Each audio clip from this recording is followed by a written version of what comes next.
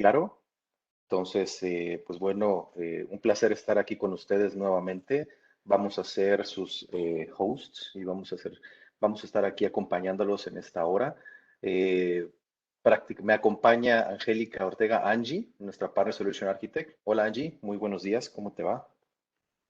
Hola Charlie, buenos días, muchas gracias. Perfecto. Y un servidor, Carlos Buitrado, yo soy Partner Development Manager. Y bueno, el día de hoy les vamos a platicar un poquito más la parte técnica, la parte de servicios de core, como nosotros le decimos. Y bueno, ya hemos comentado en otras sesiones acerca del negocio, en este caso, eh, prácticamente cómo es el journey de nuestros canales, cómo monetizan, etcétera. Y bueno, hoy vamos a aterrizar un poquito una vertical con base en el entrenamiento y es justamente ya que estamos y que tenemos una propuesta, cuáles son las opciones que tenemos con base a cómputo, red, almacenamiento y seguridad. Y sin más, pues iniciamos. Y prácticamente para ir haciendo un leveling, me gusta a mí mucho platicar brevemente de cómo hacemos la analogía de los servicios de nube. Y la analogía típica para justamente entrar en materia es pensar en los servicios de la luz. El servicio de la luz que tenemos en nuestra casa, ¿cómo es? Es on demand, siempre está allí, pagamos por lo que usamos y normalmente siempre está disponible, salvo cuando llueve o tenemos un evento, pero típicamente decimos que allí está y damos por hecho que es un servicio que nos va a otorgar justamente, en este caso, pues el gobierno. En el caso de las plataformas de cloud como AWS, es exactamente lo mismo. Es un servicio que está en demanda, se paga por uso y es altamente disponible. Pero no nada más lo tenemos, digamos, a nivel de máquinas virtuales, como típicamente a veces en estos primeros pasos se posiciona, sino estas características en demanda de pago por uso y su disponibilidad las tenemos no nada más en cómputo, sino en muchos otros servicios como pueden ser bases de datos, como es networking, como es el monitoreo, mensajería, sobre todo también la parte de almacenamiento que veremos más adelante. Ujú. Dicho esto, prácticamente podemos tener una capacidad elástica que se traduce el hecho de que ustedes puedan dar de alta desde una simple instancia hasta miles en minutos, utilizando diferentes estrategias para justamente realizar estas actividades. Y lo que nosotros buscamos es justamente tratar de evitar estos cuatro grandes patrones. Y habíamos visto con anterioridad, si nos han seguido en la evolución de estos webinars con nuestros amigos de Ingram, que hemos hablado justamente de cómo nuestros canales nos ayudan en la transformación de nuestros clientes hacia, si me permiten la expresión, claudificar los servicios. Y bueno, tenemos la línea roja, significa lo que el cliente está provisionando en infraestructuras tradicionales on-premises, cuando compra un servidor, por ejemplo. Y tenemos una línea azul allí que nos indica el comportamiento de esa carga de trabajo o el caso de uso. Podemos ver ejemplos en estos cuatro patrones. En el primero, un on and off, en donde ya tenemos justamente, compramos esa infraestructura y ahí está. Y podemos ver que muchas veces a lo mejor no se utiliza fines de semana o no se utiliza en cierto horario, no importa, yo ya lo compré, lo pagué y y está ahí desaprovechándose en algunos horarios. También tenemos el ejemplo del lado derecho en un crecimiento acelerado. Sabemos que vamos a necesitar más infraestructura. ¿Y qué hacemos determinado tiempo? Pues bueno, en determinado tiempo lo que sucede aquí es que anticipamos a nuestra área de compras con algunos 3 o 4 meses de anticipación y compramos otro servidor para poder subsanar ese crecimiento, ¿no? Tenemos una tercera variable en donde pues prácticamente ya tenemos infraestructura por cuestiones presupuestales, no podemos seguir incrementándolo y ahí no atendemos esta demanda y tenemos insatisfacción de nuestros clientes y esto se puede traducir en ventas. Y finalmente tenemos cuando sabemos que tenemos una carga predecible, pero ¿qué es lo que hacemos? Compramos infraestructura además. Esto típicamente lo podemos ver, por ejemplo, en ambientes de ERPs, en donde a veces los reportes nos arrojan que necesitamos ciertas capacidades de memoria y procesamiento. ¿Y qué es lo que típicamente se hace? Se piensa un poquito en el growth, en el crecimiento, y se piensa en, pues vamos a tener todo este año, poco presupuesto, pues vamos pidiendo infraestructura además.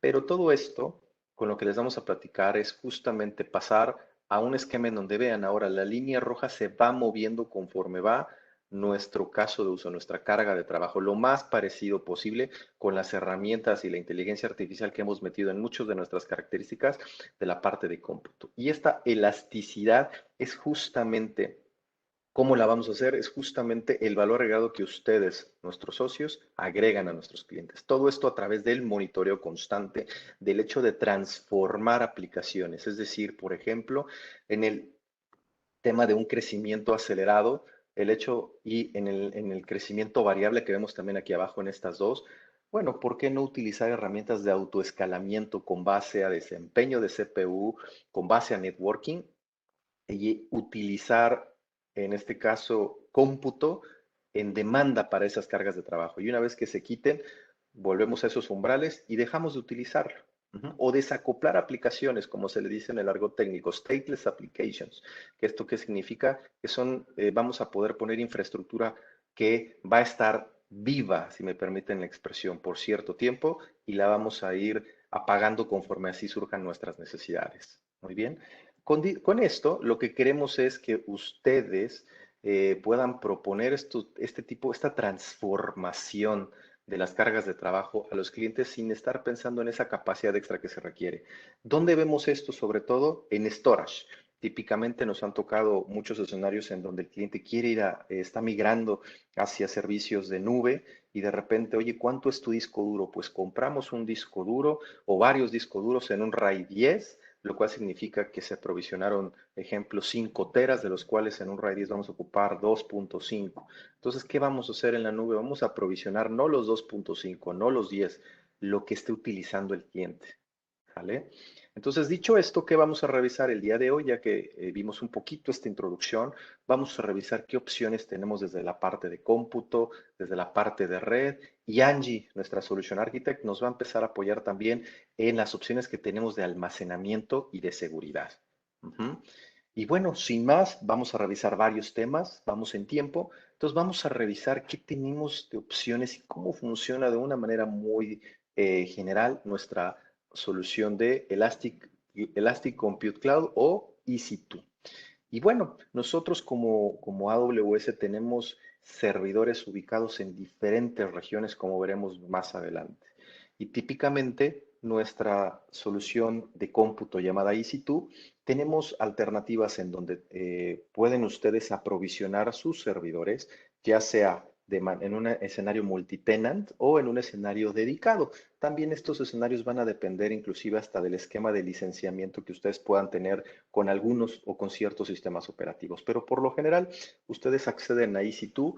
¿Y qué es esto? Simplemente es la capacidad de poder tener su instancia virtual de cómputo para poder hostear allí las aplicaciones que tienen en los diferentes, vamos a decirlo, sistemas operativos, ya sea Linux o Windows en este caso, ¿no? Todo esto, evidentemente, utilizando la tecnología de AWS para poder subsanar. Y eso es lo que le decimos nosotros, nuestras instancias EC2.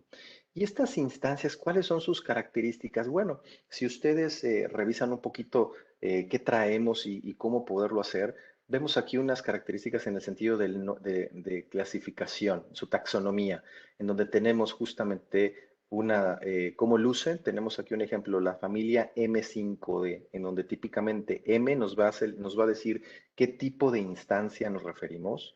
El número 5 si es la última generación, hoy estamos en la generación 5.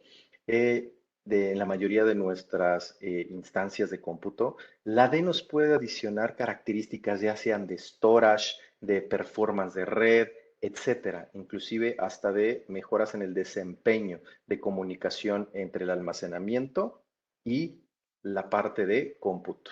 Y también podemos ver el tipo de instancia, el tamaño, que puede ser large, exis large, extra large. Todo esto ustedes, si en su buscador preferido le ponen Amazon EC2 Instant Types, o así como dice aquí, Instant Types, les va a mostrar el catálogo de más de 200 tipos de instancias que pueden ajustar de acuerdo al caso de uso que tengan.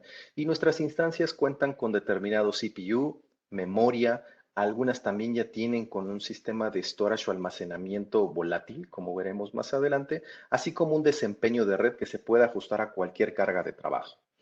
Y estas instancias prácticamente están como típicamente nosotros las podemos revisar, están constituidas de justamente procesadores en donde tenemos nuestros sockets, el número de cores, la frecuencia.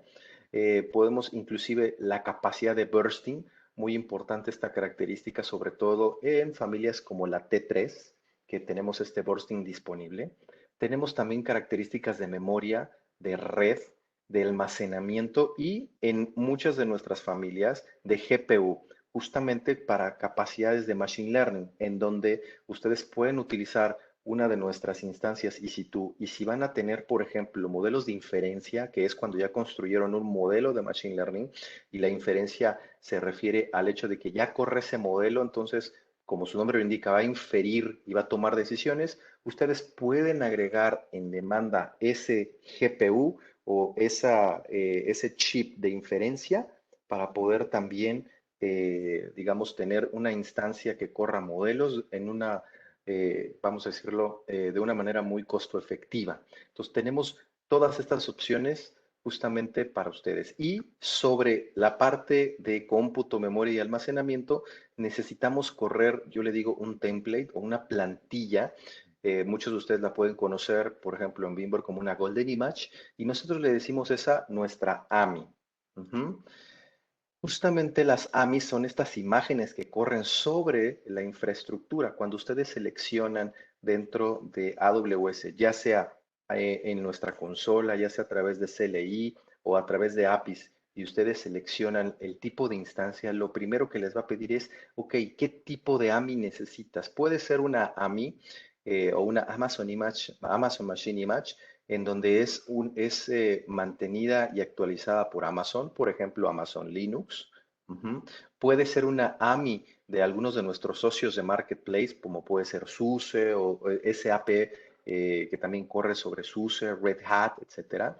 O inclusive ustedes pueden generar sus propias imágenes a partir de un hardening. Entonces, si ustedes tienen una aplicación web en la cual ya le metieron o le implementaron mejoras, instalaron a lo mejor un balanceador allí en software o agregaron módulos, a lo mejor, por ejemplo, de Dockers, y ustedes quieren tener esa como una Golden Image, si me permiten la expresión, también las pueden generar. ¿Ok? Entonces, tenemos todas estas opciones disponibles para que ustedes tengan justamente la selección en cuanto a software que requiera su caso de uso. Y no nada más eso. Tenemos tres grandes opciones de procesamiento. La primera con Intel y la más conocida con sus procesadores Intel Xeon, las cuales ustedes pueden encontrar justamente como un tipo de instancia, pero no nada más de Intel, sino procesadores AMD y también a partir de hace un par de años y actualizado justamente en el 2021, nuestra familia de Graviton, que son procesadores basados en ARM, los cuales típicamente tienen una característica de precio y desempeño bastante atractiva, justamente para poder seleccionar ustedes como nuestros socios la mejor aplicación para el caso de uso. Ujú. Dicho esto, tenemos diferentes categorías y capacidades, así como opciones, con más de 175 tipos de instancias, y aquí ya a partir de este año más de 200, donde tenemos categorías de propósito general, por ejemplo, y Burstable, como puede ser nuestra familia T y la familia M de mamá, de cómputo intensivo de memoria para algunas bases de datos, también inclusive, almacenamiento o gran capacidad de storage que se necesitan en ciertas cargas de trabajo con GPU y de gráficas intensivas, con capacidades, como lo hemos visto, de diferentes tipos de procesadores basados en x86 o no, con procesadores de hasta 4 GHz, por ejemplo, en aplicaciones de HPC o High Performance Computing, con inclusive velocidades, como dice ahí, de hasta 100 gigabits de networking. Tenemos también instancias utilizando justamente gran cantidad de memoria, por ejemplo, con HANA de hasta o más de 12 terabytes de memoria RAM, o inclusive en el almacenamiento, poder adecuarnos a capacidades de disco, en este caso magnético, para algunos workloads en donde necesitamos almacenamiento de muchos logs, por ejemplo, o hasta NVMe para capacidades muy rápidas o ultra rápidas de almacenamiento hacia el procesador. O inclusive bare metal para algunas aplicaciones, y esto hace uso, por ejemplo, de nuestros amigos de VMware. También opciones en cuanto al almacenamiento, como veremos más adelante con Angie, que va desde el IDS, la parte también de Elastic Inference que les acabo de platicar para herramientas de Machine Learning, etcétera. Prácticamente para cualquier tipo de workload, y ahí, si ustedes necesitan mayor asesoramiento, a través de nuestros amigos de Ingram y nosotros podemos asesorarlos.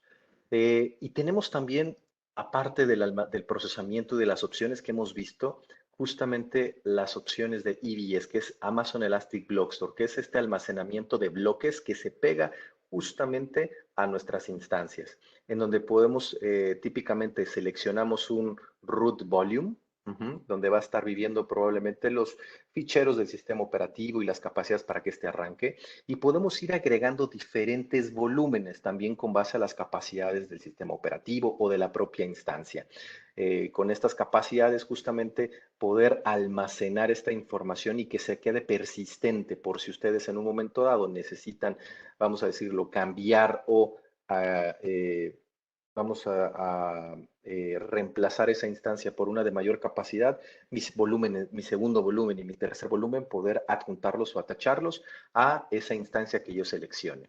Y así sucesivamente, ¿vale? Y poder sacar snapshots, que lo veremos más adelante cuando vemos también nuestra solución con S3. Nuestras opciones de almacenamiento de bloques tenemos prácticamente, vamos a decirlo, categorizadas cuatro. Tenemos dos que nosotros las denominamos IO1 o GP2, y hoy también a partir de noviembre GP3, en donde ya tenemos justamente una mayor capacidad, y lo que hemos hecho es también dividido el IO, el IOP, justamente del performance. Entonces ustedes pueden seleccionar cuántos IOPS necesitan independientemente de las capacidades del propio disco en cuanto a desempeño de red. Y también tenemos todavía algunas opciones con discos magnéticos, que también sabemos probablemente no son los más rápidos, pero nos pueden ayudar para ciertas cargas de trabajo. Dicho esto, también contamos con instancias que nosotros le decimos Instant Store, las cuales ya cuentan con cierto almacenamiento. Este almacenamiento es local, típicamente puede ser NVMe, y es un almacenamiento que se encuentra en la instancia de EC2, que es local, no es persistente. Típicamente hay casos de uso de este, por ejemplo, cuando queremos hacer o guardar alguna cantidad de información, digamos, no en memoria, pero sí que esté disponible lo más rápido y cercano posible hacia el procesamiento. Y lo que va a pasar aquí es que si en un momento dado nosotros apagamos o terminamos esa instancia, lo que quiere decir esto es que no va a sobrevivir o no va a ser almacenamiento persistente, es un almacenamiento efímero. Y hay casos de uso para esto, sí, sobre todo casos de uso de HPC, Machine Learning o inclusive hacia comercio electrónico. Viendo. Siguiendo más adelante, vámonos a la parte de red. ¿Qué tenemos desde la parte de red? Justamente muchos a lo mejor ya vieron nos han acompañado, han visto este slide, en donde ya tenemos 25 regiones en 81 zonas de disponibilidad, justamente desde el 2016, ya casi 15 años de experiencia que traemos, utilizando nuestra propia infraestructura con más de 230 POPs globales en 245 territorios a nivel mundial, 5 zonas locales y 14 wavelength zones, que se definen wavelength zones como aquella tecnología basada en 5G. Nosotros estamos trabajando con algunos proveedores de red para acercar todavía más ese edge computing, si me permiten la expresión, hacia la red o infraestructura de los proveedores de servicio. Todo esto con una infraestructura de red global redundante de hasta 100 gigabits y disponible, en donde nos permite justamente poder acercar estos puntos de presencia a nuestros clientes, sus cargas de trabajo, no nada más en temas de cómputo, sino también en temas de DNS como es Route 53, CDN o Cloud Delivery Networks como CloudFront, WAF a nivel de seguridad o Shield también, que nos van a ayudar y proteger nuestra infraestructura y nuestras cargas de trabajo. Y ante todo esto, ¿por qué es relevante esta red? Pues prácticamente es relevante porque uno, la seguridad. Nosotros como AWS monitoreamos y todos los días estamos ampliando estas capacidades con el objetivo de que ustedes, a través, por ejemplo, de un servicio que se llama Global Accelerator, puedan aprovechar estas bondades, esta infraestructura, esta resiliencia para poder ofrecerle a los clientes un desempeño óptimo y velocidad, con una disponibilidad justamente que nos dan estos 15 años de operación y que nos da justamente esta, vamos a decirlo, este algoritmo para la experiencia que no tiene compresión, es decir, todas nuestras regiones cuentan con al menos 2 zonas de disponibilidad. Entonces, esto ha hecho que sean implementaciones sumamente relevantes. A veces nuestros clientes, y me han tocado en donde probablemente ni siquiera conocen que están sobre AWS. ¿Cuántos de nosotros hemos estado en servicios como Netflix y como otros proveedores que hoy día se anuncian y corren por tras bambalinas sobre AWS? Ujú. También parte fundamental adicional a los temas que hemos discutido de procesamiento de EBS de bloques está el Virtual Private Cloud, el VPC. El VPC es justamente vamos a decirlo así, es la red que ustedes van a provisionar, cómo quieren que se comuniquen todos los componentes que existen dentro de su cuenta de AWS. Y dentro del VPC vamos a contar con elementos de seguridad que se llaman ACLs o Security Groups. Vamos a tener nuestros NAT Gateways que nos van a permitir justamente, si ustedes tienen una división de sus subredes, ya sea una DMZ, una subred pública, vamos a decirlo, tienen una subred privada para bases de datos, ese NAT Gateway nos va a permitir que esa subred privada tenga o no acceso a Internet, así como también que ustedes puedan configurar y monitorear todo su flujo. Si ustedes tienen hoy herramientas por temas de seguridad o de compliance o de auditoría que estén monitoreando y basadas en NetFlow o en IPFix, también lo van a poder tener de este lado. Y también tenemos características como VPC Endpoints. ¿Qué es eso? Pues tenemos servicios que corren netamente en AWS sin necesidad de que ustedes tengan una VPC o un aprovisionamiento de una red virtual. Pero lo que nosotros ofrecemos a través de estos VPC Endpoints, sobre todo, por ejemplo, para S3 y nuestro almacenamiento de objetos preferente, y sobre bases de datos como Dynamo, una base de datos justamente no relacional, es que todo ese tráfico puede ser, no queremos que pase a través de Internet, queremos que sea privado, que solamente acceda mi empresa, lo podemos hacer a través de estos VPC endpoints, lo cual se puede traducir inclusive en un ahorro, no nada más de seguridad, sino de algunos pesos. Perfecto. Y a través de una aplicación que se llama RAM, poder compartir algunas características de red hacia múltiples cuentas a través de una organización. Ujú. ¿Cómo luciría esto? Así, este es un ejemplo típico de un VPC en donde nosotros seleccionamos la región y cuál seleccionamos y cómo lo hacemos con base justamente a temas de latencia, temas de disponibilidad. Y una vez que está seleccionada esta región, vamos a poner un VPC que se va a extender a lo largo de esta, digamos, a lo largo y ancho de nuestra región y vamos a tener diferentes zonas de disponibilidad. Tenemos y podemos elegir una zona de disponibilidad A, una zona de disponibilidad B, y aquí es donde vamos a ir nosotros construyendo como un Lego, justamente si vamos a tener una aplicación de 2 o de 3 capas, nuestra capa web con nuestras instancias EC2, dónde van a estar alojadas, si vamos a tener aquí a lo mejor elementos de seguridad propios, como puede ser un security group, o si ustedes se sienten más cómodos o sus clientes utilizando alguna de nuestras soluciones del marketplace con diferentes opciones en el mercado, con líderes de la industria, también las pueden mantener y aprovechar ese conocimiento. Tenemos también, por ejemplo, Internet Gateway, que nos va a permitir justamente la interacción con Internet y así diferentes elementos que nos van a permitir justamente que nuestras aplicaciones web puedan salir a través de un Internet Gateway, recibir tráfico y que nuestras aplicaciones puedan también salir de manera segura hacia el tráfico de nuestros clientes. Y un VPG, justamente para poder, un Virtual Private Gateway o a través de un Transit Gateway, como lo vemos a continuación, que nos va a permitir interactuar ya sea con nuestros data centers a través de VPNs o con otras cuentas ubicadas en otras, perdón, o con otras cuentas o inclusive con otras regiones de nuestra propia cuenta. Entonces tenemos diferentes opciones de networking que nos van a ayudar justamente a todos nuestros casos de uso. Finalmente, cerrar esta sección con el esquema muy utilizado de balanceadores, justamente que nos van a dar estos beneficios para el TLC offloading, con la capacidad de poder gestionar cambios. Tenemos diferentes tipos de balanceadores, los cuales nos van a ayudar justamente a que desde nuestra capa de Internet podamos justamente empezar a mandarlos como en una VIP, una interfase única, y no nada más justamente que nos ayuden a eh, vamos a decirlo, distribuir el tráfico con base a reglas de negocio, sino también incluir nuestros balanceadores en grupos de autoescalamiento. Y esto lo que va a hacer es que si alguna de estas instancias necesita crecer con base en umbrales y definiciones que ustedes realicen con base a la carga de trabajo, poder incrementar estas instancias y cuando así sea necesario, quitarlas para poder tener un aprovisionamiento y elástico. Y ahora le cedo la palabra a Angie que nos va a platicar de los temas de almacenamiento y de seguridad. Adelante, Angie.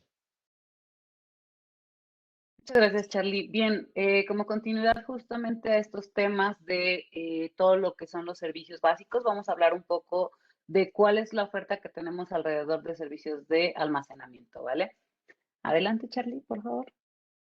Bien, vamos a hablar principalmente de 4 servicios.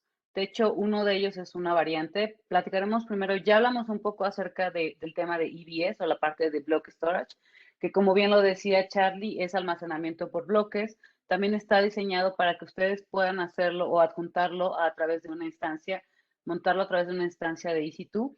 Y de hecho, aquí mencionaban un poco en las preguntas que este acercamiento es un acercamiento tradicional y es correcto. Recordemos que para nosotros llevar una carga de trabajo hacia AWS, primero arrancamos con lo que ya conocemos, ¿vale? Igual instancias, podemos hacer una estrategia de lift and shift, que básicamente es, a mí me gusta llamarlo como un copiado y pegado de las instancias que tenemos y los sistemas operativos que tenemos en AWS, ¿vale? Entonces aquí vamos a tener arreglos de discos, vamos a poder nosotros hacer snapshots, vamos a poder hacer este backup de información también y llevarlos hacia AWS, ¿vale?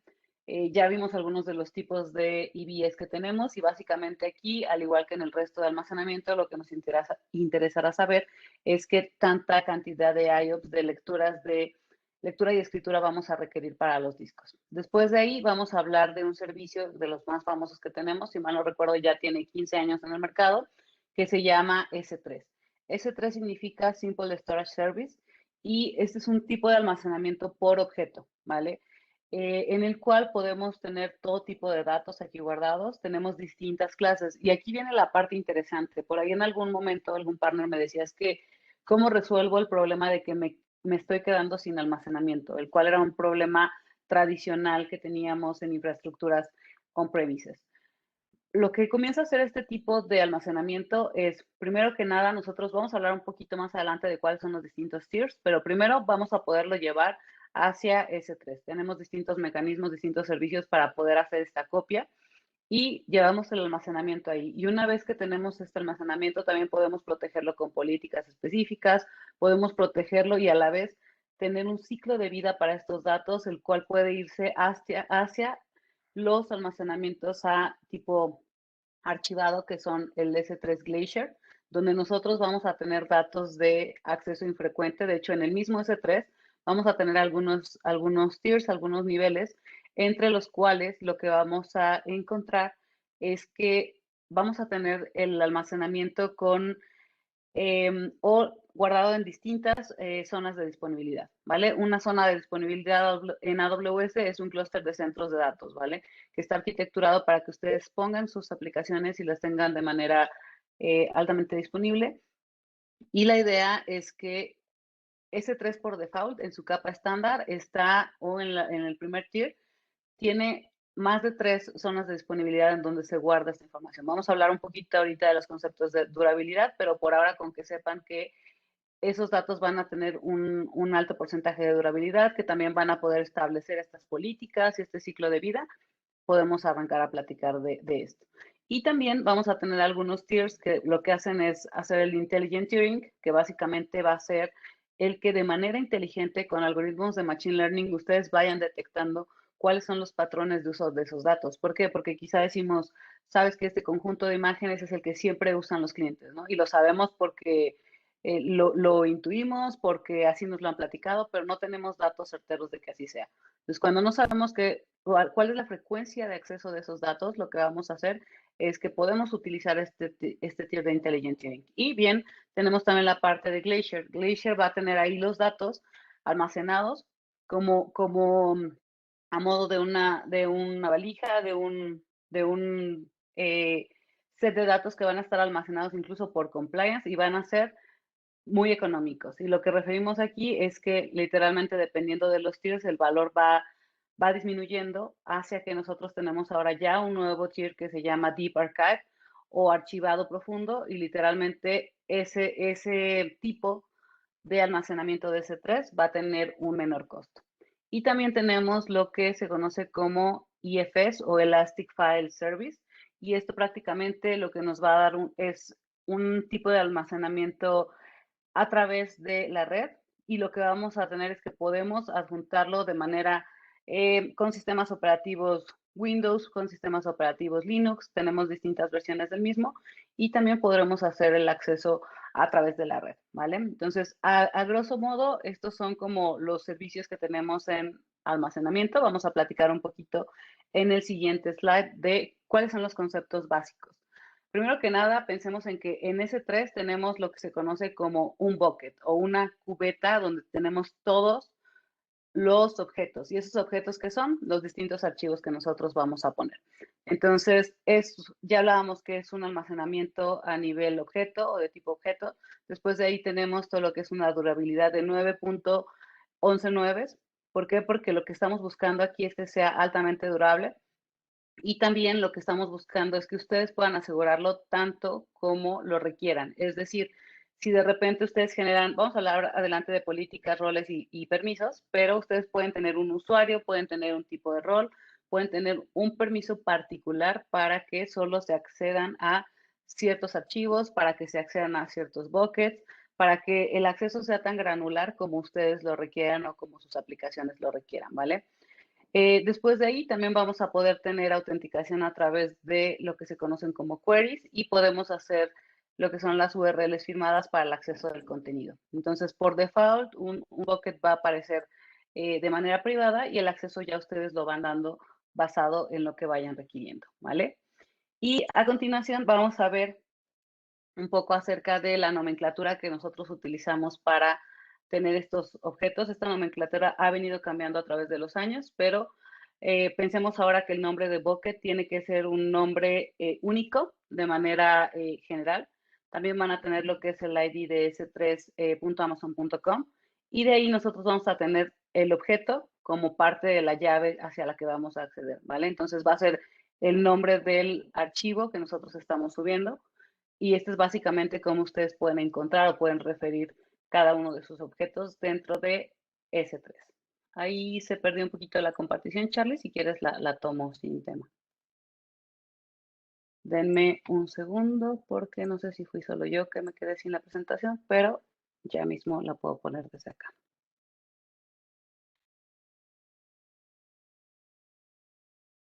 A ver, denme un segundo, si pudieran confirmarme, si pueden verla.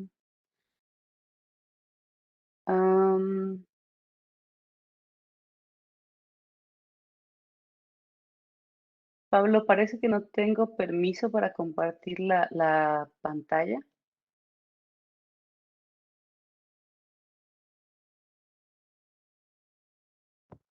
Listo, Angie, ya lo tienes. Ah, súper, perfecto. Muy bien, muy bien. Vamos a continuar. Ya hemos platicado un poco acerca de los distintos tiers, pero vamos a platicar cómo defino qué tier es el que requiero o cuál es el tipo de almacenamiento en S3 que voy a utilizar. Primero que nada, tengo lo que es el S3 estándar. En este es básicamente el tradicional. Una vez que ustedes suben em, cualquier archivo dentro de S3, este es el que empezamos a utilizar. Hablamos de un almacenamiento de tipo acceso frecuente, es decir, lo requerimos ahí con una alta disponibilidad, por lo cual este tiene un acceso de milisegundos. Vale la pena resaltar aquí esto porque vamos a hablar también un poquito de esto a lo largo de los distintos tiers. Después de ahí, este almacenamiento va a estar en al menos 3 zonas de disponibilidad. Puede que estén más, ¿vale? Es decir, tres clústeres de centros de datos distintos. Y también el costo va a ser mayor respecto al resto de los tiers que utilizamos. Después de ahí va a haber un estándar, S3 estándar, Infrequent Access, y lo que quiere decir es que aquí vamos a tener datos que se pueden acceder de manera menos frecuente que un S3 estándar.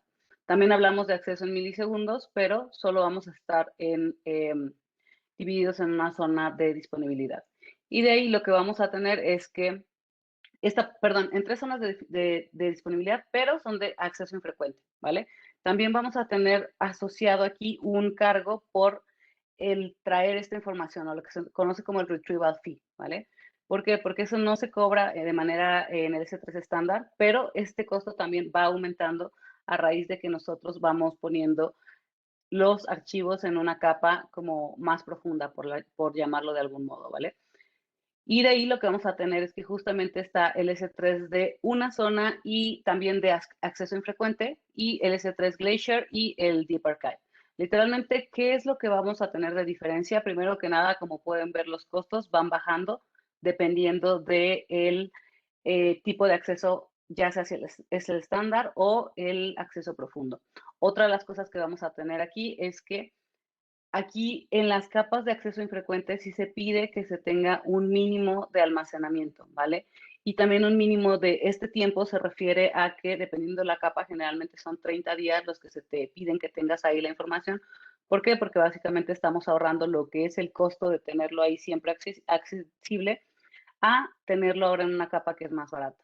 ¿Por qué se cobra la parte del retrieval fee? Porque básicamente es información que no vamos a utilizar y nosotros cuando la requieramos o la que busquemos esa información, vamos a tener que ir por ella, ¿vale?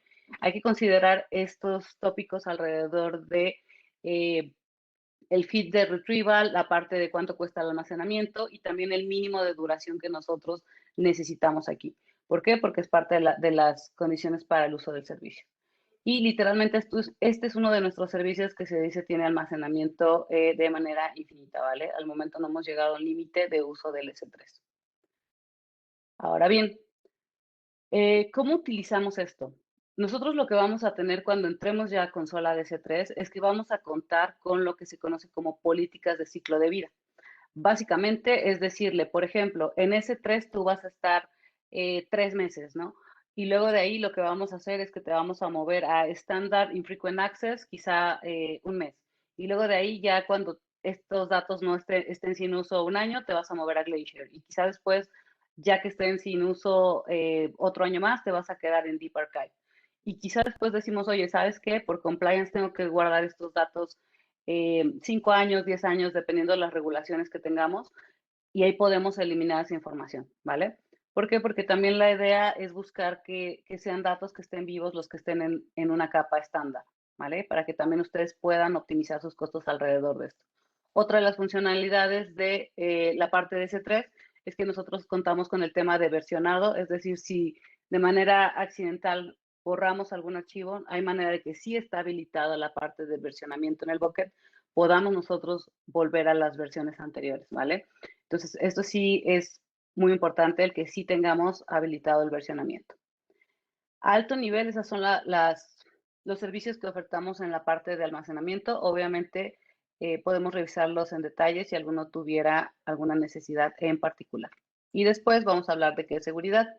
La parte de seguridad, como la mayoría de ustedes ya conocen, como hemos venido platicando en sesiones anteriores, se trabaja en AWS como un modelo de responsabilidad compartida. Es decir, el cliente es responsable de todo aquello que vive en la nube, todos los datos de sus clientes son dueños de esta información y AWS es el dueño de o el responsable de mantener la nube como tal de manera segura. Y pasando precisamente a los conceptos que tenemos como la parte de acceso de identidades y la administración de las mismas, lo que vamos a tener son dos vertientes. La parte de autorización, es decir, vamos a validar qué personas o qué entidades van a acceder a la cuenta, a los recursos. Y también vamos a tener toda la parte de compliance o la parte de auditoría. En esta parte vamos a tener servicios que nos habilitan para dar seguimiento a cada una de las acciones que nosotros o los usuarios que tenemos dados de alta están llevando a cabo en nuestra cuenta de AWS. Y para esto nosotros contamos con un servicio que se conoce como Identity Access Manager. Esta es la parte de el logo de este servicio. ¿Y para qué lo vamos a usar? Ya hablábamos un poco de administración de usuarios, podemos generar llaves o dependiendo del tipo de usuario que vamos a tener, vamos a generar el acceso a línea de comando o solo a consola. Recuerden que básicamente la manera en que ustedes van a usar los servicios de AWS son tres vías. La primera es a través de la consola, la tradicional a partir de un browser, de un navegador web.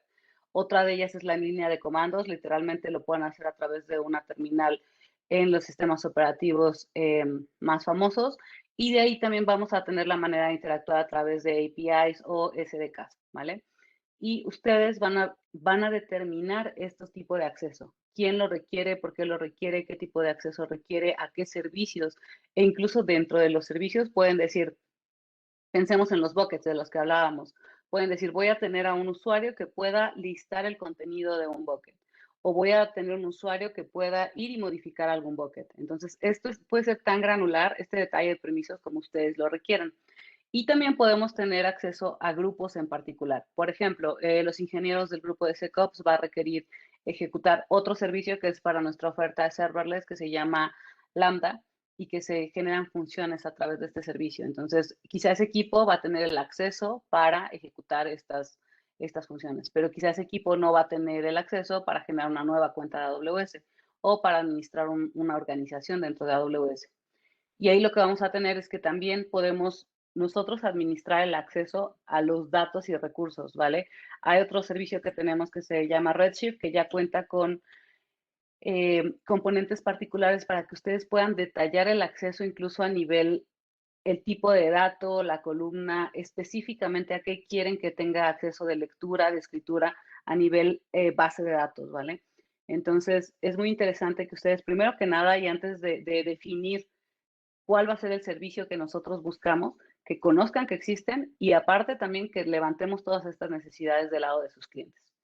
Y vamos a poder administrar también lo que se conocen como identidades federadas, que ahí utilizamos un tercero que puede ser Facebook, puede ser Twitter, puede ser Amazon.com en la parte de retail para tener un acceso a través de una entidad de un tercero.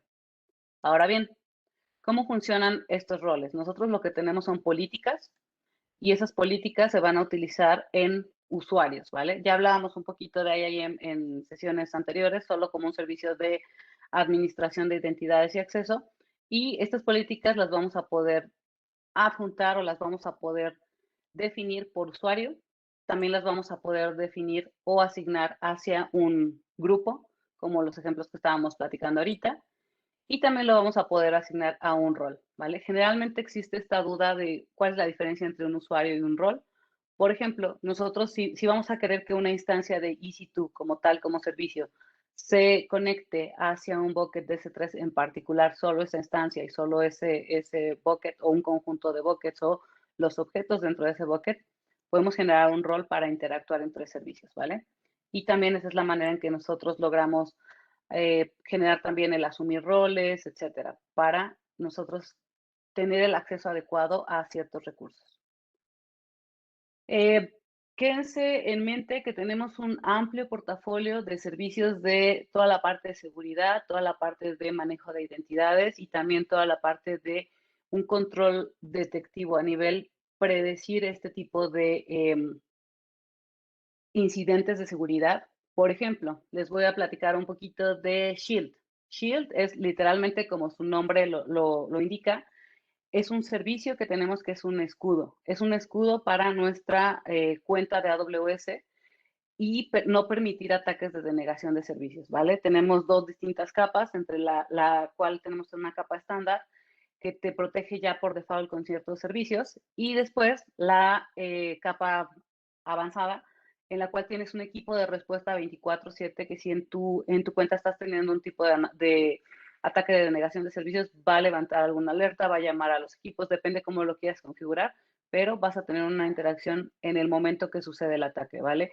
También podemos tener la parte de Amazon Inspector para analizar toda la parte de las aplicaciones, el manejo de o detección de vulnerabilidades conocidas, ya con esquemas de trabajo literalmente de mercado, como puede ser un WhatsApp para las reglas de WAF, temas exclusivos de si han visto cuáles han sido los top 10 de problemas de seguridad en WhatsApp. Vemos repetidamente el tema de SQL injection, vemos el tema de passwords débiles, etcétera. Entonces, todo eso que ya está como en el mercado y que nosotros ya tenemos como errores conocidos, ya pueden ser aplicados de manera específica, ¿vale?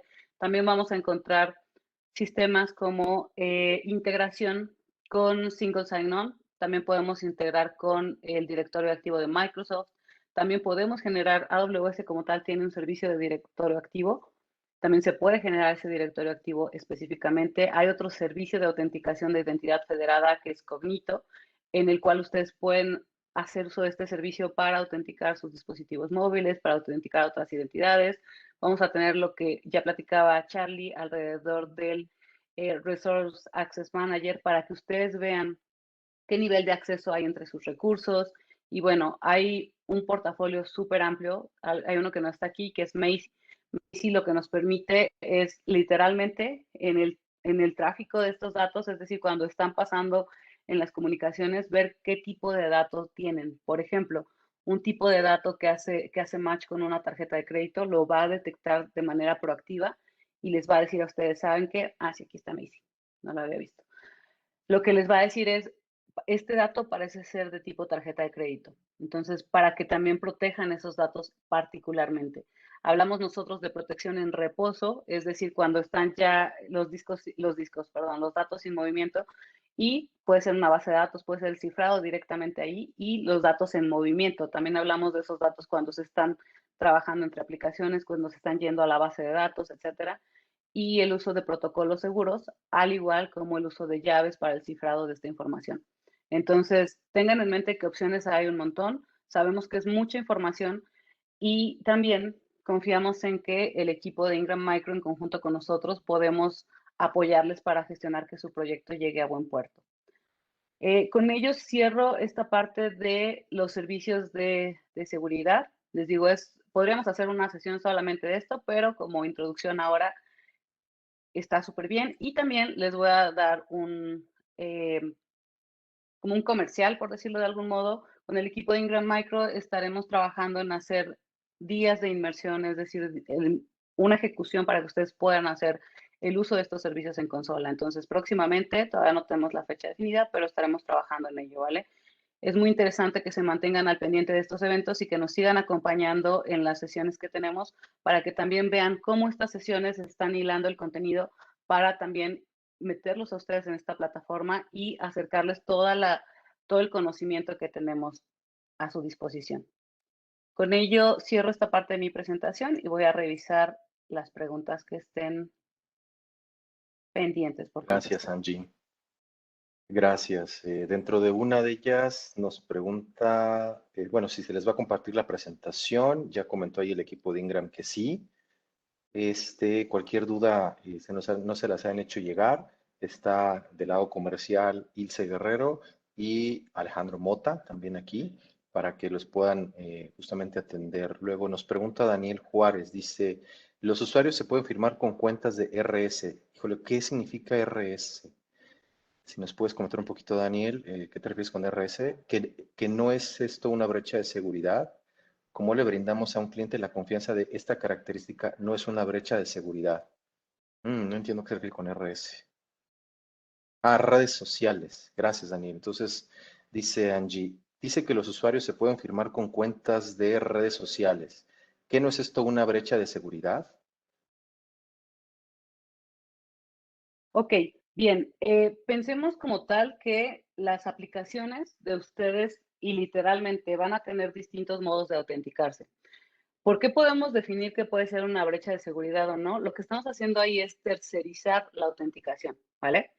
Entonces, al final del día hay un ente distinto que lo que hace es mandar o transferir estos tokens de autenticación y también estos motores o estos proveedores de identidad tienen ya todo un sistema detrás de cómo se realizan estos. No podemos decir como tal que es una brecha de seguridad. ¿Por qué? Porque necesitamos analizar qué aplicación es, ¿vale? Si a mí me preguntas, oye, qué le puedo decir a mi cliente para que sea esto más seguro? Primero que nada, necesitaríamos nosotros validar el tipo de acceso que va a requerir tu cliente y si te dice, no, pues redes sociales no va a ser el objetivo. ¿Por qué? Porque también pensemos en la usabilidad. Generalmente cuando utilizamos el tema de alguna red social, ya sea Facebook, Twitter, Amazon, etcétera, que nosotros querramos usar, es simple y sencillamente porque queremos hacer uso de un ente de terceros para autenticarlo, ¿vale? Si de repente el cliente dijese, no, yo quiero que generen un nuevo password, podemos irnos y generar ya sea a través de Cognito, si es que van a hacer autenticación por servicios de aplicaciones móviles, podemos generar esta autenticación a través de Cognito y del lado de AWS, recuerden que sucede algo bien interesante. Ustedes van a generar o asumir roles. Entonces, por más que vengan ustedes de otra autenticación de terceros, eso lo único que les va a dar es el acceso al siguiente paso. Ahí es donde nosotros comenzamos a elaborar esta identidad y en esta identidad lo que vamos a hacer es, literalmente puedes autenticarte con Facebook, con Twitter, con lo que quieras y llegar a AWS y tener acceso a nada. ¿Vale? Porque si el rol al que le estás dando acceso, el rol lo defines como que va a tener solo acceso a un bucket, solo acceso a, no es como que entran a AWS y ya, tiene acceso a todo. No, recuerden que generamos estos roles para que con la identidad que ya traigo de mi sistema de identidad federada, entro a los servicios de AWS, pero solo a los que yo defino, ¿vale? Solo a lo que yo defino. Y eso cómo lo voy a estar dando a través de IAM, yo voy a definir qué tipo de rol y a qué acceso tan granular como yo lo requiera. Ahí vamos a hacer todo lo que son políticas a nivel de JSON con el detalle que nosotros requieramos, ¿vale? Entonces, sí ahí es muy ambiguo el decirlo, pero tenemos que entrar siempre al detalle de qué requiere nuestro cliente y qué otros servicios podemos Perfecto. apalancar. Gracias, Angie. También utilizando estándares como OpenID Connect, SAML2, etcétera. Y ahí en OpenID Connect también puedes ver justamente el mecanismo en el cual esto funciona. Gracias. Que hay otra consulta, dice esta igual, yo la contesto, dice, ¿es necesario tener una relación de partner con AWS o solo con ser distribuidores de Ingram podemos acceder a los servicios? ¿Los servicios están disponibles en el CarLoud Marketplace o requieren de un proceso especial para adquirirlos?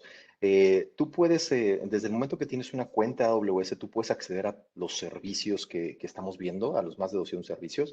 Típicamente cuando lo haces a través de Ingram, obtienes beneficios a nivel de precio, a nivel de apoyo técnico y algunos entrenamientos y webinars. Pero inclusive si tú tuvieras y abrieras una cuenta por separado, también la puedes vincular y en Ingram te puede ayudar justamente a vincular a su organización para justamente los términos de facturación y descuento.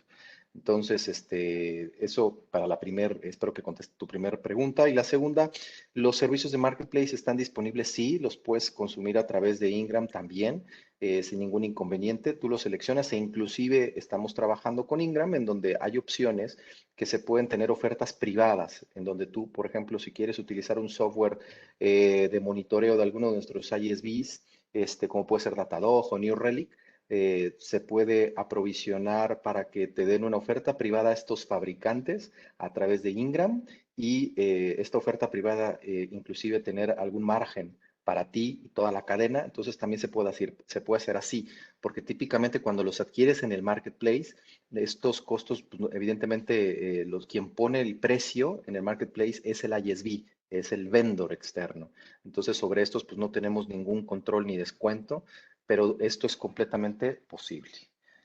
Creo que nos queda tiempo para otra pregunta. Dice, ¿nos pueden indicar cuáles son los paths de certificación comercial y técnica para habilitarnos como partners de AWS? ¿Quieres comentarlo tú, Angie? ¿O lo digo yo? Si quieres lo tomo. Bien, tenemos como para la parte comercial una certificación que es la Cloud Practitioner. En esta Cloud Practitioner es la que sugerimos para los equipos de venta inicialmente y de ahí la parte técnica se divide principalmente en dos pads. El pad que es la parte de arquitectura de soluciones y el pad que es la parte de developer. Entonces vamos a contar con 3 distintos niveles de certificación a nivel asociado. Ese es el primer nivel que alguien técnico debería de tener. Contamos con la vertical de Solutions Architect Associate, la vertical de Developer y también la parte de CISOPS. Y ya de ahí contamos también con la parte profesional, ¿vale? De estos 3 niveles se despliegan dos, una de DevOps, que es la Professional, y la de Solutions Architect Professional. Y al cierre de todo esto, ya como top de especialización, tenemos certificaciones alrededor de todo lo que son Machine Learning, bases de datos, etcétera. Entonces, también ahí hay como otro pad para si quisieran ya súper especializarse en algún área de servicios, ahí podemos hacerlo, ¿vale? Perfecto, ya estoy poniendo aquí la liga que nos la pidieron y Perfecto. tenemos tiempo para otra pregunta. Esta dice, buenos días, de acuerdo a lo comentado, si contrato el servicio de almacenamiento de S3 para respaldos y estos no son de acceso frecuente, en automático se van migrando a Glacier como datos de poco acceso. Si es así, ¿qué tiempo toma esto y qué tiempo toma recuperar los datos desde Glacier? Ok, primero que nada, las políticas nosotros las debemos de poner, ¿vale? Hay solo un tier, que es el Intelligent Tiering, el cual puede mover tus datos de manera inteligente, ¿vale? Les voy a agregar un enlace a la documentación donde vienen súper explicados cada uno de los tiers, pero ¿de qué va a depender? Obviamente va a depender del tamaño de tu archivo, pero hasta la capa de S3, una zona de acceso infrecuente o One Zone EA, lo que vamos a tener es que vamos a tener milisegundos. Para obtener la información son milisegundos. No tenemos un dato específico porque pues depende del tamaño del archivo. Pero pasando de ahí, desde Glacier puede ir de minutos a horas, ¿vale? Entonces hay que tomarlo en cuenta porque justamente tendremos que, vaya, ahí poner datos que no requerimos de manera inmediata. Entonces, con que pensemos que a partir de Glacier son de minutos a horas y anteriormente a eso son milisegundos, podemos nosotros validar ese tiempo de acceso. Y otra cosa, si quieren que estos datos se muevan de manera periódica, ustedes hacen esa política de acceso o utilizamos Intelligent Tiering y definimos a qué capas va a mover la información. ¿Vale? Les estoy poniendo el enlace de todos los tiers y toda la parte de Deep Archive también. Gracias, Angie. Qué bueno, porque a mí ya no me deja mandar ligas, no sé por qué la plataforma. Perfecto. Y también aquí hay un comentario de Mitchell Braverman. Migraciones de Azure a AWS también contamos con ello. Inclusive tenemos herramientas como el Migration Evaluator y otras herramientas de terceros que nos ayudan justamente a esta evaluación para poder realizar estas migraciones. Evidentemente tenemos que ver qué es lo que se requiere migrar para justamente apoyarte en la mejor herramienta para migrar estas cargas de trabajo, pero tenemos experiencia para ello. Listo, pues nos hemos pasado unos cuantos minutitos. Por favor, si siguen o tienen más consultas o más preguntas, háganosla llegar a través de nuestros amigos de Ingram. Nosotros vamos a seguir continuando con ustedes en los distintos webinars. Vienen unos también súper interesantes con invitados, como es el Well Architected, cuáles son estas 5 plataformas y por qué es interesante el Well Architected. También vamos a estar revisando cargas de trabajo de Microsoft. Y finalmente también vamos a revisar en otro webinar nuestra oferta de negocio y nuestro valor con VMware, cargas de trabajo en VMware. Sin más, le agradezco al equipo Ingram, a Angie por su participación y quedamos a sus órdenes. Muchísimas gracias y que tengan muy buena tarde. Un placer. Gracias a todos. Buena tarde.